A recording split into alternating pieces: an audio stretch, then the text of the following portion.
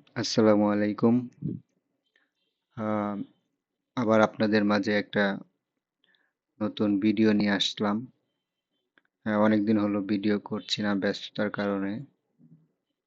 তো আজকে সময় হলো তাই আরেকটা ভিডিও আপনাদের কাছে নিয়ে আসলাম। তো আজকের টপিকটা হচ্ছে ই কমার্স বুক কিপিং নিয়ে। সো ই কমার্স বলতে অ্যাকচুয়ালি ক্লায়েন্ট ই কমার্স বুক কিপিং বলতে তারা যে ধরনের কাজ নিয়ে আসে সেগুলোর মধ্যে হচ্ছে মার্কেট প্লেস যেগুলো যেমন আমাজন, ইবে, এগুলো হচ্ছে market place. So most of client Amazon market প্লেসেই বিজনেস করে। বেশিরভাগ ক্লায়েন্টই দেখা যায় অ্যামাজন রিলেটেড অ্যাকাউন্টিং করতে আসে। তবে ইবেটা খুবই কম সংখ্যক ক্লায়েন্ট ইউজ করে। খুবই কম ক্লায়েন্ট আসে ইবে ইস্যু নিয়ে। তো অ্যামাজন আর ইবে কিন্তু এটা কিন্তু এক ধরনের মার্কেট প্লেস। আবার আরেকটা আছে শপিফাই, ওইটাও ই কমার্স এর আন্ডারেই পড়ে, কিন্তু ই কমার্স এবং অ্যামাজন, ইবে এদের মধ্যে একটু পার্থক্য আছে। আহ, পার্থক্যটা হচ্ছে অ্যামাজন বা ইবেতে আহ, সকল বিভিন্ন ধরনের সেলাররা তারা এখানে ঢুকতে পারে। তারা বিজনেস করতে পারে, মানে একাধিক সেলার অনেক কান্ট্রি থেকে। আহ, আর হচ্ছে ইয়াতে শপিফাইতে অ্যাকচুয়ালি ইন্ডিভিজুয়াল একটা ওয়েবসাইট ক্রিয়েট করা হয়। ওই ওয়েবসাইট থেকেই ওয়েবসাইটটাকে প্রোডাক্ট বিভিন্ন আইটেম দিয়ে ওই ওয়েবসাইটটাকে ক্রিয়েট করা হয়, তৈরি করা হয়। তারপর সেটা থেকে বিজনেস শুরু করা হয়। সো অ্যামাজন নিজেই একটা ওয়েবসাইট বা নিজেই একটা বিজনেস। সেই বিজনেসের সাথে অন্য কেউ অ্যামাজনে তাদের পণ্য বিক্রি করতে পারে, কিনতে পারে। উম, মানে অ্যামাজন বিজনেসের সাথে সে অন্তর্ভুক্ত হতে পারে। কিন্তু শপিফাই হচ্ছে ইন্ডিভিজুয়াল প্ল্যাটফর্ম। শপিফাইতে শপিফাইতে হচ্ছে প্রত্যেকটা আলাদা আলাদা প্ল্যাটফর্ম। এখানে এক এক ভাবেই এটা মেনটেন করা হয়, অন্য কেউ এটাতে আসতে পারবে না বা আসে না। কিন্তু অ্যামাজনে বহু সেলার একসাথে থাকে, তাদের আলাদা আলাদা আইডি থাকে, তারা আলাদা আলাদা বিজনেস করে। সো এই জন্য দুই ধরনের। তো দুইটা অ্যাকাউন্টিং এর ট্রিটমেন্টও একটু ভিন্ন। অ্যামাজন বিজনেস করতে হলে কাউকে ওয়েবসাইট তৈরি করতে হয় না, ওয়েবসাইট ক্রিয়েট করতে হয় না, বা এম, কোনো প্রোডাক্ট পেমেন্ট, কোনো প্রোডাক্ট বায়ারকে সেন্ড করা, আহ, কোনো প্রোডাক্ট বায়ারকে ডেলিভার করা, এগুলো ঝামেলা নেই, সব কিছুই অ্যামাজন করবে। শুধু আহ, যে বিজনেস করবে সে অ্যামাজন থেকে প্রোডাক্ট কিনবে, বা অ্যামাজনের প্রোডাক্ট সে তার ওয়েবসাইটে শো করবে। সেখান থেকে ক্লায়েন্ট যখন প্রোডাক্ট কিনবে সে এখান থেকে ডিসকাউন্ট পাবে, বা ডিরেক্টলি সে অ্যামাজন থেকে প্রোডাক্ট কিনে সেগুলো বিক্রি করতে পারে, এই ধরনের। কিন্তু শপিফাই নিজের সফটওয়্যার নিজেই তৈরি করতে হয়, নিজের ওয়েবসাইট তৈরি করে সেখান থেকে উম, যদি সেল আসে, তখন সেই সেলগুলো প্রোডাক্ট ডেলিভারি করতে হয় ক্লায়েন্টকে। অনেক অনেক ধরনের ব্যাপার আছে, ট্যাক্স ইস্যু আছে, সেখানে শপিফাই ট্যাক্সটা নিজে মানে ক্যালকুলেশন করতে হয় যে বিজনেস করে। কিন্তু অ্যামাজনের বিজনেসে ট্যাক্সটা অ্যামাজন নিজেই ক্যালকুলেশন করে, সকল কিছুর হিসাব, ট্যাক্স বলেন, ডেলিভারি বলেন, সবই অ্যামাজন কন্ট্রোল করে। শুধু আপনি যে বিজনেস করে সে শুধু তার প্রোডাক্ট কিনে সেগুলো সেল করে। এটা হচ্ছে অ্যামাজন এবং শপিফাই ইবের পার্থক্য। তো আজকে আমি ওই জাস্ট ইয়ে ইবের যে ট্রিটমেন্টটা সেটা দেখাবো। আমার একটা আমাদের যে ক্লায়েন্ট ছিল সে একটা আহ, ইবে তার ইবেতে সে বিজনেস করে, সো সে সে জেরো ইউজ করে, সো জেরোতে কিভাবে ট্রিটমেন্ট করবে সেটাই আমরা কিভাবে তার ট্রিটমেন্টটা করেছিলাম সেটা আমরা দেখব।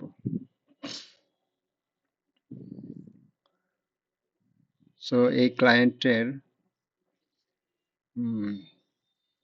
তো আমি ডিটেলস এত কিছু আমি দেখাবো না, সংক্ষেপে অ্যামাজনের বিজনেসটা কিভাবে আমরা এখানে সেট আপ করেছি সেটাই দেখাবো। ক্লায়েন্ট আমাদেরকে শুধু ইবের স্টেটমেন্ট দিয়েছিল, কিছু ইবের স্টেটমেন্ট। সো ইবের স্টেটমেন্টগুলো সে দিয়েছিল, সেই ইবের স্টেটমেন্ট দিয়েছিল। ইবের স্টেটমেন্ট অনুযায়ী সে বলেছিল তার ইবের স্টেটমেন্টের যে ইনকাম এক্সপেন্স রিফান্ড সেগুলো যেন প্রপারলি সুন্দরভাবে আমরা এখানে ম্যানেজ করতে পারি, সেজন্য সে বলেছিল। তো আমরা ক্লায়েন্ট আমরা যেভাবে এই ট্রিটমেন্টটা দিয়েছিলাম, ক্লায়েন্ট স্যাটিসফাই ছিল। সো এই ট্রিটমেন্টটা দেওয়ার জন্য আমাদের কিছু, যেমন জেরোতে আমরা একটু চার্ট অফ অ্যাকাউন্টে যাই। সো এখানে চার্ট অফ অ্যাকাউন্টে আমরা কিছু চার্ট অফ অ্যাকাউন্ট ক্রিয়েট করেছিলাম ইবের জন্য। সো সেটা হচ্ছে, প্রথমটা হচ্ছে অ্যামাজন ইবে রিজার্ভ অ্যাকাউন্ট। ইবে রিজার্ভ অ্যাকাউন্ট একটা ব্যাংক হিসেবে খোলা হয়েছে। আহ, সেটা কারণ হচ্ছে, এটা অ্যাকচুয়ালি আমরা যেমন দেখি যে ক্লিয়ারিং অ্যাকাউন্ট, অ্যামাজনের ট্রিটমেন্টের জন্য অ্যামাজন ক্লিয়ারিং অ্যাকাউন্ট ইউজ করা হয়, ইবের জন্য এরকম একটা, এটা অ্যাকচুয়ালি একটা ক্লিয়ারিং অ্যাকাউন্ট হিসেবে কাজ করে। তো এটা একটা ব্যাংক হিসেবে খোলা হয়েছে। দেন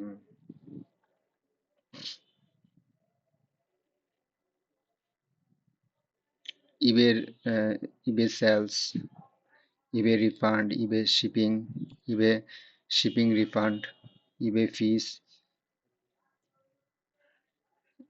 তারপর ইবে সেলস ট্যাক্স, ইবে লোন, ইবে পারচেস, ইটিসি। সো এইগুলো অ্যাকচুয়ালি ইবে স্লিপ, মান্থ রিভল, ডিসপিউট রিভার, এগুলো দরকার নেই, এগুলো ক্লায়েন্ট ক্রিয়েট করেছিল। ক্লায়েন্ট অ্যাকচুয়ালি সে নিজেই কাজটা করতে চেয়েছিল কিন্তু সামহাও সে করতে পারেনি। তখন আমাদের কাছে আসছে, তখন আমরা তাকে ট্রিটমেন্ট দিয়েছি। তো এই চার্ট অফ অ্যাকাউন্ট গুলো আমরা ক্রিয়েট করার পর তারপর আমরা উম, একটু রিপোর্টে যাই। রিপোর্ট হচ্ছে ফার্স্ট, আমি কয়েকটা রিপোর্ট দেখাবো, সবগুলো রিপোর্ট আমি অ্যানালাইসিস করব না। সো এই রিপোর্টটায় দেখেন,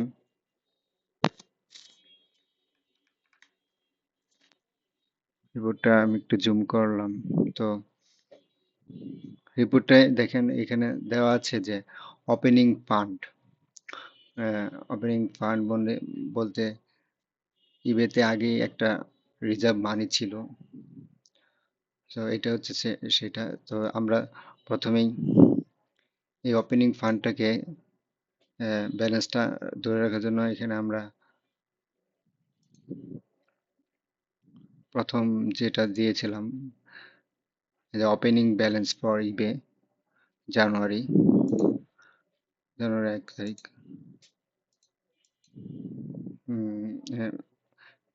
190.24 এত টাকা ব্যালেন্স ছিল, এত ডলার।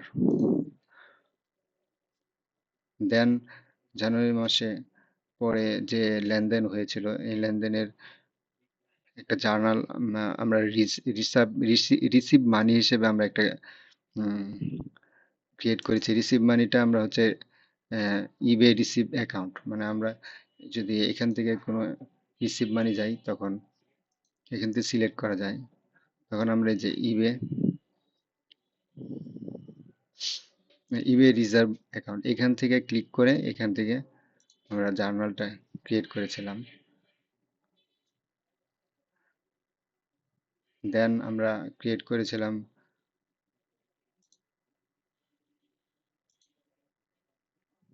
পরবর্তীতে যে লেনদেনগুলো হয়েছিল, যেমন অর্ডার।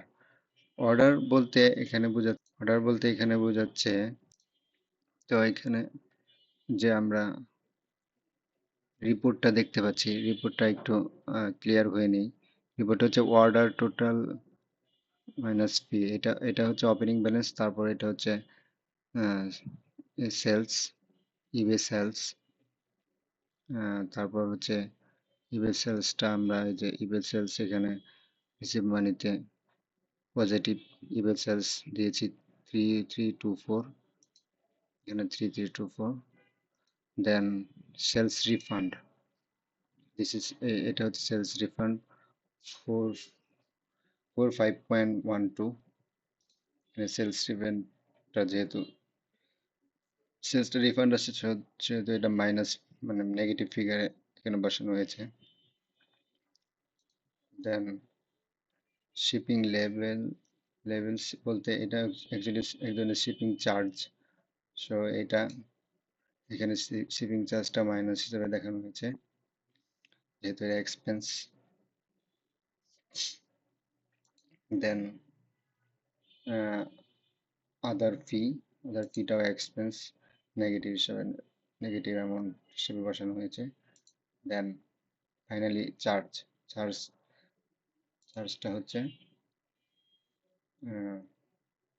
চার্জটা যেহেতু এটা পজিটিভ, মাইনাস না, এই জন্য এটা পজিটিভ হিসেবে এখানে দেখানো হয়েছে চার্জ।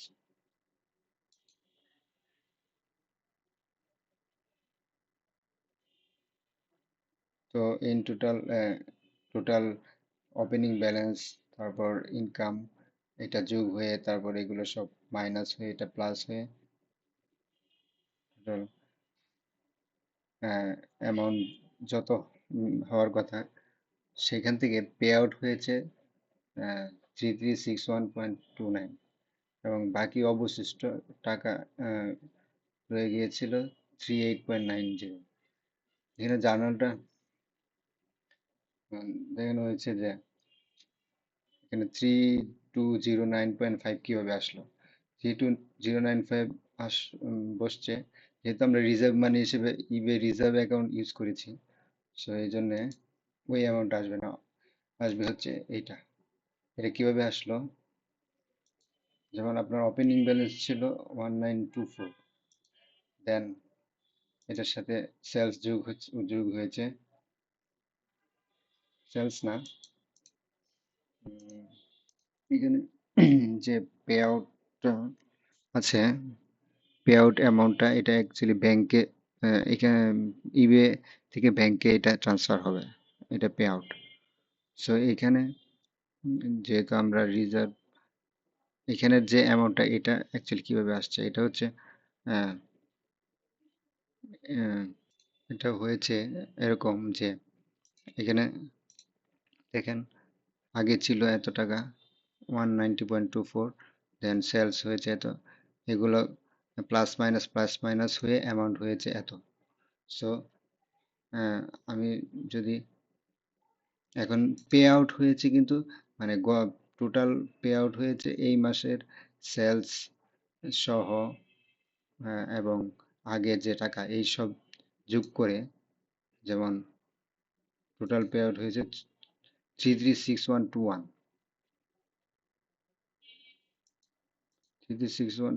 সো এখানে পে আউট হয়েছে উম, যেমন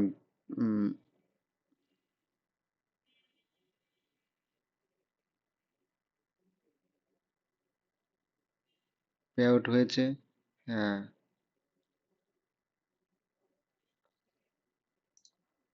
336121। তো আমি যদি এত টোটাল এত টাকা হচ্ছে আগের বছরে জমা ছিল, তারপরে তারপরে জমা হয়েছে 3200 এত টাকা, তো এটা মিলিয়ে হয় 3400 সামথিং। সো 3400 সামথিং থেকে পে আউট হয়েছে 3600, দেন অবশিষ্ট থাকে 3800। সো এটাই হচ্ছে টোটাল অ্যাডজাস্টমেন্ট ইবে স্টেটমেন্ট আর এখানে যে রিসিভ মানি সেটার অ্যামাউন্ট। তো এইভাবেই অ্যাকচুয়ালি ইবে ট্রিটমেন্ট করা মানে ইবের রিপোর্টের ট্রিটমেন্ট করা হয় খুব ইজি ভাবে। তো এখানে আমরা এরকম আরো অনেক রিসিভ মানি করা হয়েছে প্রতি ফেব্রুয়ারিতে সেম ভাবে, ইবে জানুয়ারিতে, ফেব্রুয়ারিতে যদি আমি একটু শো করি, ফেব্রুয়ারিতে সেম এরকম ফেব্রুয়ারি স্টেটমেন্ট অনুযায়ী রিপোর্ট তৈরি করা হয়েছে।